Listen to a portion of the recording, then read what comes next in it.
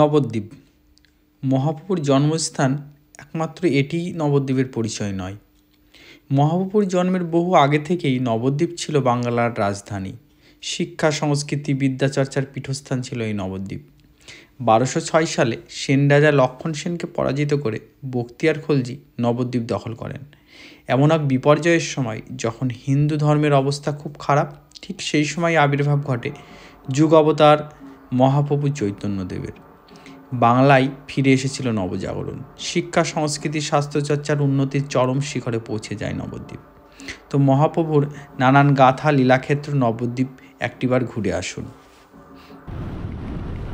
যাত্রাপথে আপনি যদি হাওড়ার দিক থেকে আসেন তাহলে আপনাকে নবদ্বীপ ধাম স্টেশনে নামতে হবে, আর আপনি যদি শিয়ালদা হয়ে আসেন তাহলে আপনাকে কৃষ্ণনগর সিটি বা বর্তমানে আমঘাটা স্টেশনে নেমে টোটো বা অটো ধরতে হবে।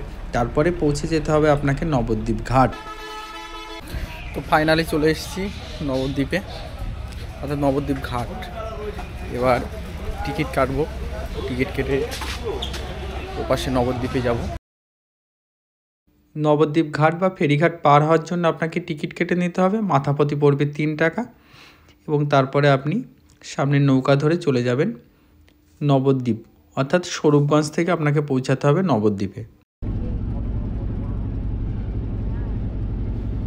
নৌকায় উঠে গঙ্গার অপরূপ সৌন্দর্য দেখতে দেখতে আপনার সময়টি কেটে যাবে এবং পৌঁছে যাবেন আপনি নবদ্বীপ।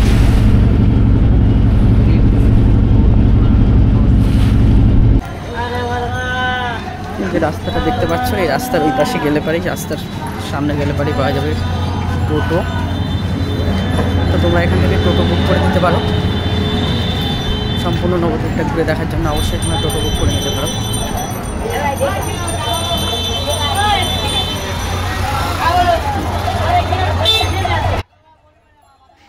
এখানে পৌঁছেই আপনি পেয়ে যাবেন টোটো। একটি টোটো রিজার্ভ করে আপনি ঘুরে নিতে পারেন সম্পূর্ণ নবদ্বীপ।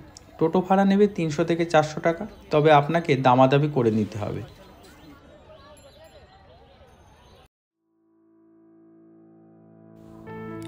টোটোতে উঠে আমরা প্রথমেই চলে গিয়েছিলাম আজকে আমাদের প্রথম গন্তব্য যেটা রয়েছে সেই গুপ্ত বৃন্দাবন এবং শ্রী চৈতন্য মিশনের রাধারানী মন্দিরে।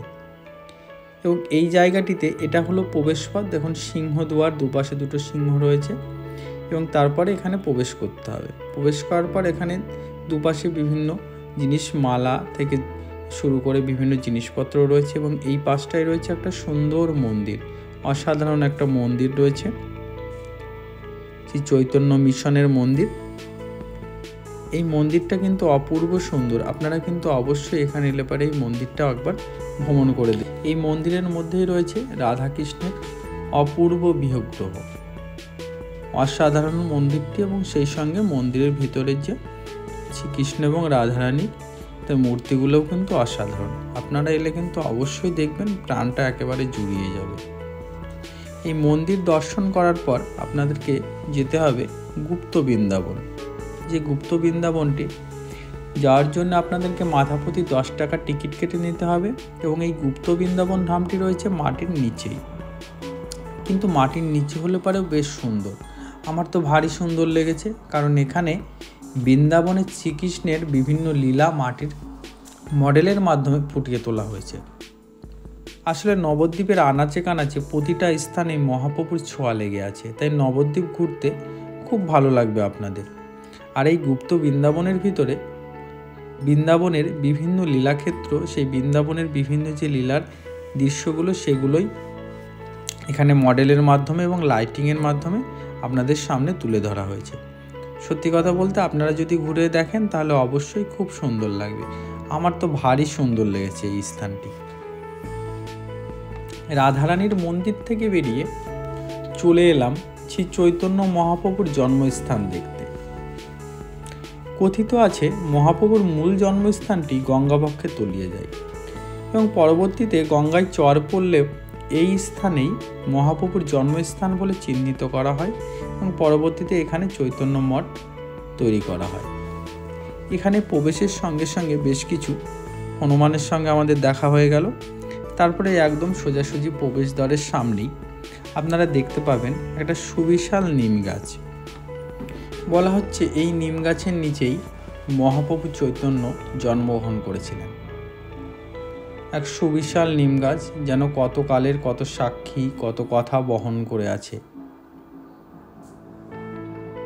এই স্থানটি সত্যি এক কথায় অপূর্ব সুন্দর লেগেছে আমার, এবং চারিদিককার পরিবেশটাও কিন্তু দারুণ সুন্দর লেগেছে। আর এর পাশেই অর্থাৎ এই নিম গাছের নিচেই যে মন্দিরটি রয়েছে, সেই মন্দিরের মধ্যেই রয়েছে সচিমাতার কোলে শায়িত ছোট্ট নিমাই। নিম গাছের নিচে জন্মগ্রহণ করেছিলেন বলে মহাপ্রভুর আরেক নাম নিমাই। মন্দিরটি এবং মন্দিরের কারুকার্য অসাধারণ। প্রতিটা মানুষ এখানে এসে ভক্তি ভরে দর্শন করছেন। আমার তো ভারী সুন্দর লাগলো স্থানটি। আপনারা এলে আপনাদেরকেও অবশ্যই মন ছুঁয়ে যাওয়ার মতো একটা স্থান আপনারা দর্শন করতে পারবেন। আর এই মন্দিরের বাঁ পাশ দিকে একটু এগিয়ে গেলে পরেই দেখা যাবে মহাদেবের মন্দির। বাবা মহাদেব এখানে পূজিত হন। এখানে নাট মন্দির রয়েছে। নিম গাছটির উল্টো দিকে রয়েছে রাধা মাধবের মন্দির। এখানেই ভগবান শ্রীকৃষ্ণ এবং রাধারানী পূজিত হয়ে থাকেন।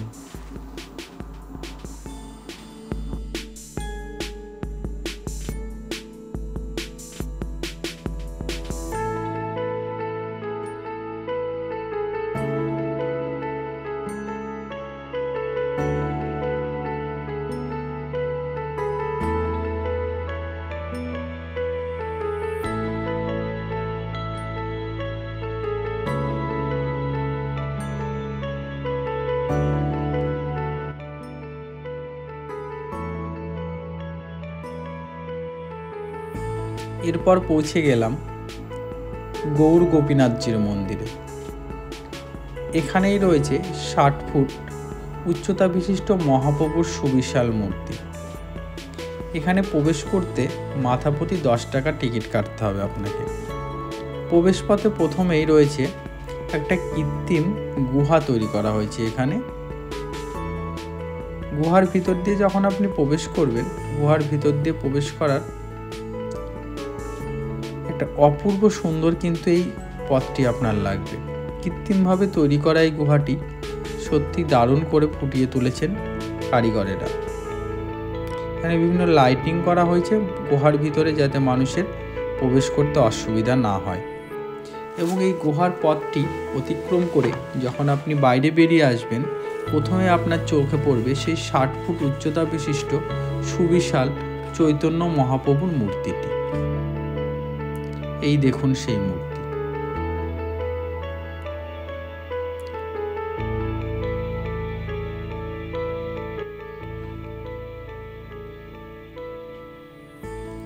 দারুণ সুন্দর এই মূর্তিটি তৈরি করা হয়েছে।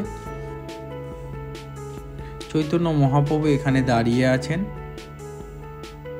তিনি যেন প্রেমের বাণী ছড়িয়ে দিচ্ছেন সমগ্র দিকে। তারপর এই যে পার্কটি, এই পার্কটির মধ্যেই চৈতন্য মহাপ্রভুর এবং শ্রীকৃষ্ণের বিভিন্ন কাহিনী এখানে সুন্দর সুন্দর মডেলের মাধ্যমে এখানে তুলে ধরা হয়েছে।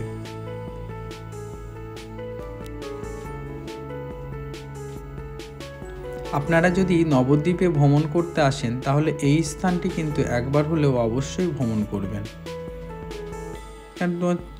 কেননা নবদ্বীপের আনাচে কানাচে প্রতিটা অংশেই চৈতন্য মহাপ্রভুর ছোঁয়া লেগে আছে। এরপর আমরা পৌঁছে গেলাম নবদ্বীপের বিখ্যাত পোড়ামাতলায়। এখানে প্রবেশ করতেই একটা দেখা যাবে এটা সুবিশাল বটগাছ সম্পূর্ণ পোড়ামাতলাকে যাকে যেন আবৃত করে রেখেছে, যেখানে দিনের বেলায় সূর্যের আলো পৌঁছানো খুব মুশকিল। শোনা যায় কোনো এক সময় এখানে আগুন লেগে যায় এবং আগুন লেগে সম্পূর্ণ মন্দিরটি পুড়ে যায়। তার থেকেই এই মন্দিরের নাম হয় পোড়ামাতলা মন্দির। কিন্তু অনেকেই বলেন এমন কোনো আগুন লাগার ঘটনা ঘটেনি। চৈতন্য মহাপ্রভুর আগের থেকেই এই বটগাছটি এখানে রয়েছেন এবং চৈতন্য মহাপ্রভু যখন প্রেমের বাণী চারিদিকে বিলিয়ে বেড়াচ্ছেন তখন থেকেই তিনি এই মন্দিরে এখানে আসতেন। এখানে ঢুকলে পারেই আপনি এখানে পুজো দিতে পারবেন। এখানে পুজোর সামগ্রী এখানে পাওয়া যাবে। দেখুন চারিদিকে পুজোর সামগ্রী রয়েছে পোড়ামাতলার।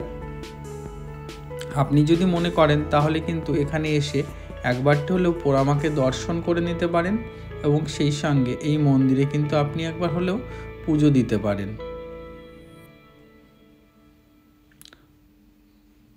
এখানে সম্পূর্ণ লাল রঙের টিনের শেড দিয়ে এক সুবিশাল বটগাছের নিচে পোড়া মায়ের মন্দিরটি এখানে পূজিত করা হয়।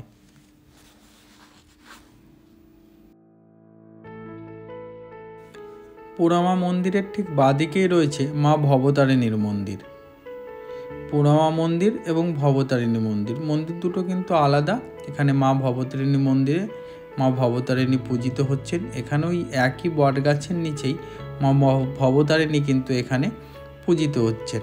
তা আপনারা এলে অবশ্যই মা ভবতারিণীকেও একবার হলেও কিন্তু দর্শন করে নিতে পারেন।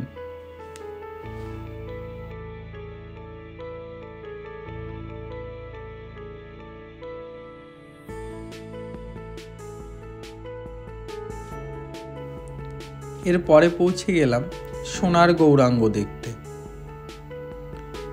এই মন্দিরটিও পোড়ামাতলার মন্দির থেকে অনতি দূরেই রয়েছে সোনার গৌরাঙ্গ।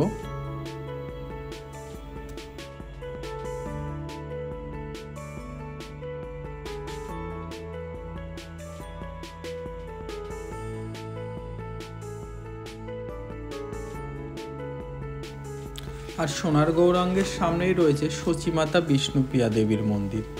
এখানে প্রবেশ করলেই আপনি একটি প্রাচীনত্বের ছোঁয়া কিন্তু দেখতে পাবেন, অনুভব করতে পারবেন। মনে হবে যেন আপনি বহু বছর পুরনো কোনো জায়গায় এসে পৌঁছেছেন। এখানেই রয়েছে বিষ্ণুপ্রিয়া এবং সচিমাতা দেবীর মূর্তি। এখানে পূজিত হচ্ছেন বিষ্ণুপ্রিয়া দেবী এবং সচিমাতা দেবী। এই বিষ্ণুপ্রিয়া দেবীর এবং সচিমাতার মন্দির প্রবেশের দেখার পর আপনি পৌঁছে যান ধামেশ্বর মন্দিরে।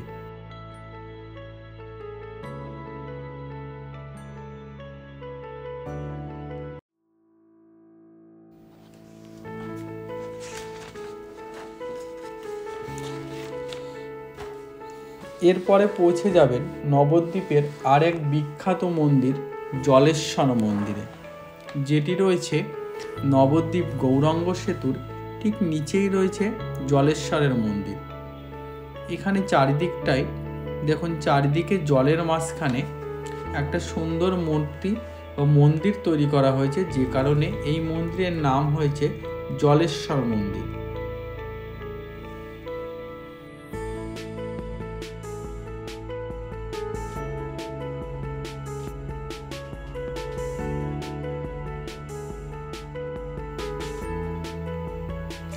এখানে বেশ কিছু হরিণকে রাখা হয়েছে। আপনারা গেলে পারে এই হরিণগুলো কিন্তু দর্শন করতে পারবেন এবং সেই সঙ্গে সঙ্গে এই হরিণগুলোকে কিন্তু আপনারা যদি মনে করেন খেতে দেবেন, খেতেও দিতে পারেন। তার কারণ এর পাশেই হরিণের খাবার কিন্তু কিনতে পাওয়া যায় এবং আপনারা নিজে হাতে করে হরিণকে কিন্তু খাওয়াতে পারেন। নবদ্বীপে যদি আপনারা এসে থাকেন তাহলে অবশ্যই একবার হলেও এই জলেশ্বর মন্দির কিন্তু আপনারা ভ্রমণ করে নিতে পারেন। এখানে কিছু রাজহাঁসও রয়েছে।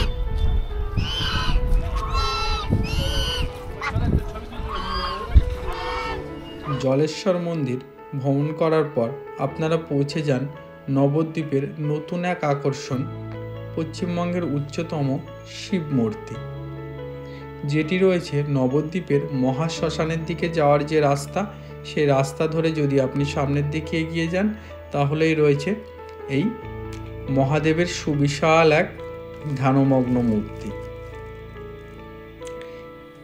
এখানে সুসজ্জিত একটা বাগানের মাঝখানে মহাদেবের মূর্তিটি বসানো হয়েছে এবং চারিদিককার পরিবেশটাও অসাধারণ একটা পরিবেশ কিন্তু এখানে তৈরি করেছে, বিভিন্ন গাছপালা দিয়ে পার্কের মতো তৈরি করে এখানে কিন্তু একটা ভ্রমণের জন্যে খুব সুন্দর একটা স্থান নির্মাণ করা হয়েছে।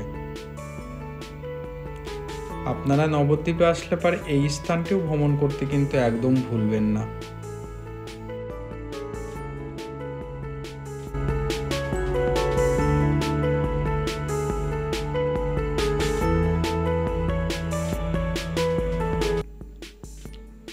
অনেকেই মায়াপুরে এসে মায়াপুর ভ্রমণ করে চলে যান, কিন্তু আপনাদেরকে বলবো আপনারা যদি পারেন একবার নবদ্বীপ ভ্রমণ করে দেখুন। ধর্মপ্রাণ মানুষদের কাছে শ্রী চৈতন্যদেবের জন্মস্থান নবদ্বীপ কিন্তু বহু সুপ্রাচীন কাল থেকেই একটা বিশেষ জায়গা করে নিয়েছে, তাই একবার হলে পারে ওই জীবনে নবদ্বীপ ভ্রমণ করে দেখুন।